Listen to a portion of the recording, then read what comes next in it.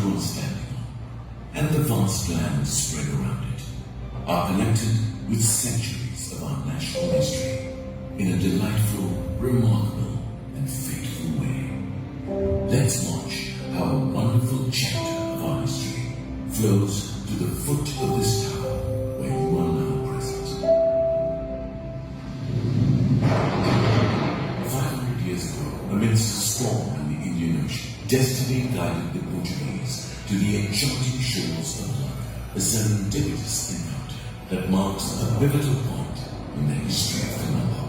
The captain of the Portuguese naval fleet, Lorenzo de Almeida, spots an unusually large mango tree. Its branches lush with leaves, the barren of fruit. Colombo, once known as Colon, derived its name from this humble mango tree.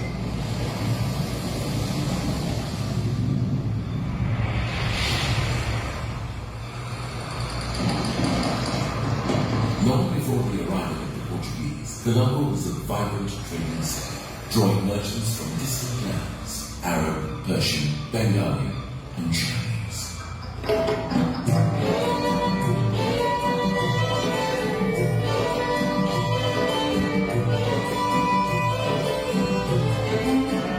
In the middle of dense forests, marshy land, and rivers that surrounded Colombo, messengers lit bonfire, its smoke heralding the arrival of strangers from distant shores to King Bhuvanagapala V of Kotte.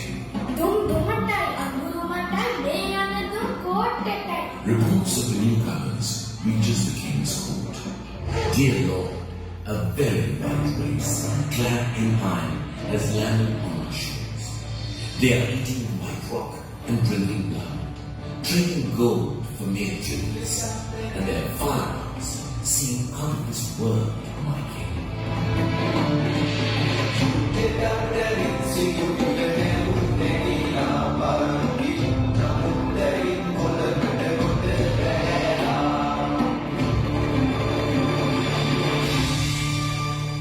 The Portuguese requested for a land that could hold 100 cows, their young, and one bull. A seemingly harmless request, to which the king reluctantly agreed.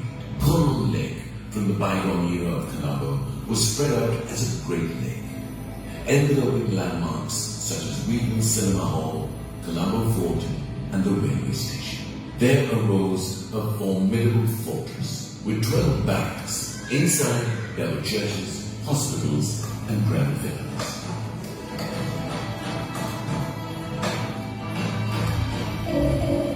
The Portuguese soon conquered Kotte.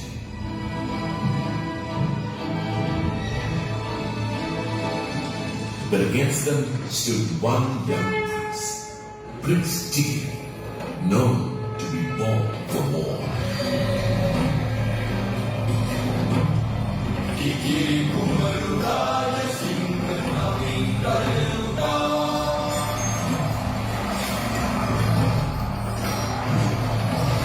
The moat around the fort obstructed attacking the fort, so Prince Tigre cut a canal to divert its water.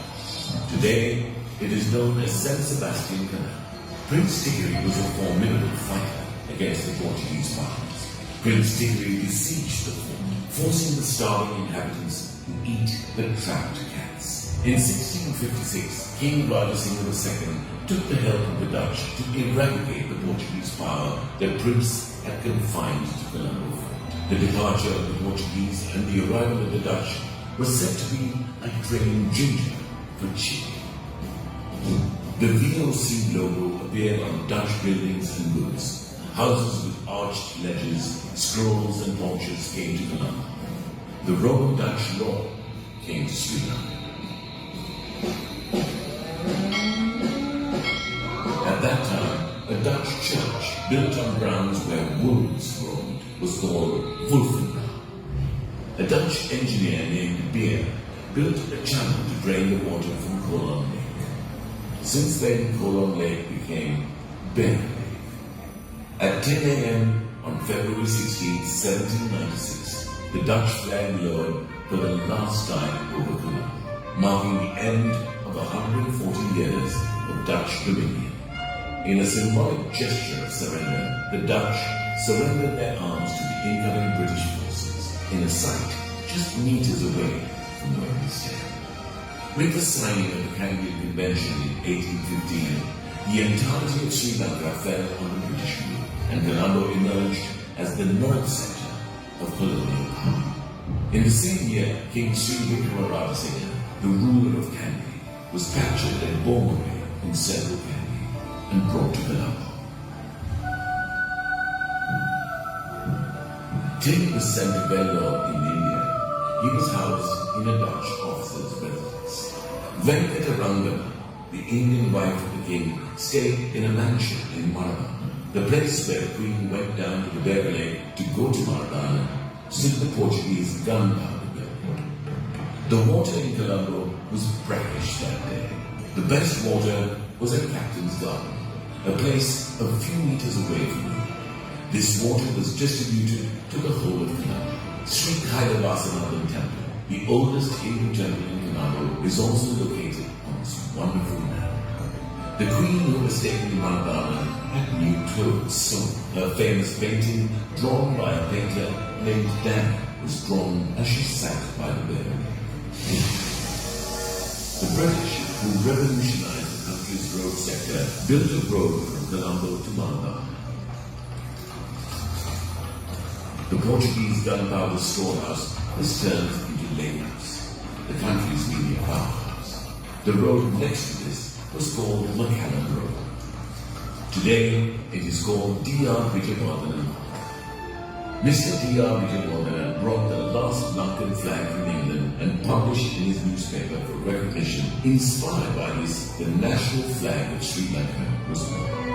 In the place where the last king was housed stood one of Sri Lanka's highest buildings, named Arkasapati, while in the place where the queen was taken by boat, today stands the tallest building in South Asia, and amidst the throng of daily life, as a beacon of harmony and joy, a place where the threads of history weave a unique story of unity, diversity, and the resilience of Colombo and its people.